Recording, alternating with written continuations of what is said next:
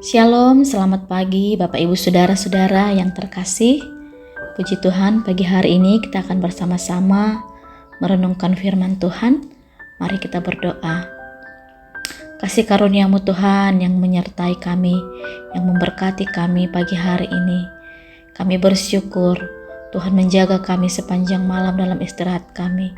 Dan pagi hari ini kami beroleh kemurahan Tuhan, sehingga kami boleh menikmati hari yang baru ini. Sebelum kami melanjutkan aktivitas kami akan bersama membaca dan merenungkan firman Tuhan.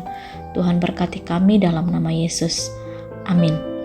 Bapak Ibu Saudara yang terkasih, pagi hari ini kita akan membaca firman Tuhan dari Kisah Para Rasul pasal 7 ayat 44 sampai 53. Kita akan merenungkan firman Tuhan dengan tema mendengar walau tidak menyenangkan. Kita akan baca ayat yang ke-49 sampai 51, demikian firman Tuhan. Langit adalah tahtaku dan bumi adalah tumpuan kakiku. Rumah apakah yang akan kamu dirikan bagiku? Demikian firman Tuhan. Tempat apakah yang akan menjadi perhentianku? Bukankah tanganku sendiri yang membuat semuanya ini?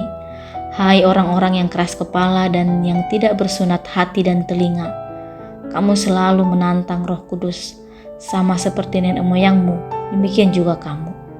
Sedemikian jawab pembacaan firman Tuhan. Saudara, telinga diciptakan untuk mendengar. Tentu kita semua tahu itu. Ada banyak juga orang yang mengatakan bahwa Tuhan memberi kita 2 telinga dan 1 mulut agar kita lebih banyak mendengar daripada berbicara. Masalahnya, tidak semua orang otomatis punya keterampilan mendengar. Kadang kita terlihat sedang mendengarkan, namun pikiran kita mengembara ke hal yang lain.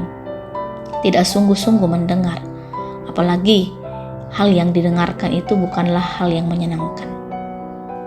Mendengarkan nasihat itu tidak selalu menyenangkan, apalagi yang kita dengar bukan hal yang kita sukai atau yang sesuai dengan keinginan kita. Namun justru yang tidak menyenangkan itu sering menjadi sarana perbaikan diri bagi kita. Setelah berdosa karena mengambil istri Uria, Daud mendengarkan teguran yang tidak menyenangkan. Ia bertobat dan kembali berkenan di hadapan Tuhan. Sebaliknya, banyak raja Israel dan Yehuda yang tidak suka mendengarkan nubuatan para nabi mengenai teguran Tuhan, sehingga mereka tidak berbalik dari dosa mereka. Akhirnya Israel dan Yehuda hancur. Dalam Kisah Para Rasul pasal 7 ini, Stefanus mengucapkan pembelaannya dalam ayat 1 sampai ayat yang ke-5. Ketika diperhadapkan dengan mahkamah agama, menyebut orang-orang itu sebagai orang yang keras kepala, sama seperti nenek moyang mereka. Stefanus mengingatkan orang-orang yang menghakiminya bahwa menolak kepada kebenaran sudah dilakukan sejak para leluhur mereka. Para nabi dianiayanya. Bahkan ketika Allah sendiri datang dengan menjadi manusia, mereka tidak bersedia menerimanya. Karena itu, hal itu dikarenakan ketidaksediaan mereka untuk mendengarkan hal-hal yang tidak sesuai dengan keinginan dan kepentingan mereka. Saudara, kita pun sering menerima ajaran, teguran dan nasihat. Tidak semuanya enak didengar. Bisa jadi tidak enak didengar karena cara menyampaikannya. Namun bisa juga karena tidak sesuai dengan harapan dan kepentingan kita. Tetapi kita belajar dari nasihat Stefanus. Kita harus bersedia memilih membuka telinga dan hati kita untuk mendengarkan, sekalipun tidak menyenangkan. Tuhan Yesus juga berkata, siapa bertelinga hendaklah ia mendengar. Saat dia mengajar, banyak orang yang mendengarkannya, namun tidak sungguh-sungguh berusaha memahami. Akibatnya, mereka tidak beroleh apa-apa. Kiranya kita belajar dari kesalahan dan kegagalan mereka. Mari mengasah keterampilan kita dalam mendengar. Mari belajar menyimak, memberi hati dan memusatkan pikiran, rela ditegur dan dikoreksi oleh firman Tuhan.